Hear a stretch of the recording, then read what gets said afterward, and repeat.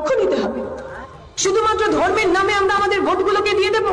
ওরা বলবে মন্দির বানানোর জন্য নরেন্দ্র মোদীকে ভোট দিন। আচ্ছা, আপনার পশ্চিমবঙ্গে এর আগে মন্দির ছিল না?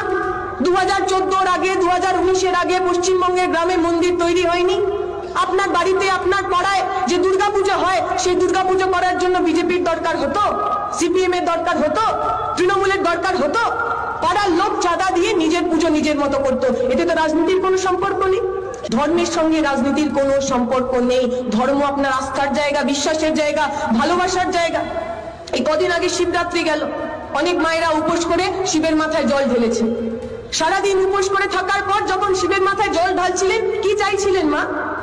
হাত জোর করে বলছিলেন নাকি যে আমার দেশটাকে হিন্দু রাষ্ট্র বানিয়ে দাও গো, আমার দেশে যেন হিন্দু ছাড়া আর কেউ না থাকে?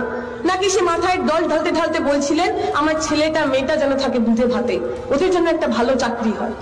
এই 12 তারিখের পর থেকে যখন রোজা রাখবেন মারা, সারাদিন উপোস করে সন্ধ্যাবেলা যখন ইফতার করে ওই নামাজ আদা করতে যাবেন, কি চাইবেন আল্লাহর কাছে? বলবেন আমার গাজায় হিন্দ চাই, মুসলিম রাষ্ট্র বানিয়ে দাও? নাকি সেই মাও চাইবেন তার বাড়ির যে ছোট্ট মেয়েটা স্কুলে যায়, সেই মেয়েটা যেন ভালো থাকে, মেয়েটা যেন বড় হয়ে একটা ভালো জায়গায় চাকরি করতে পারে? এই তো আমাদের চাওয়া।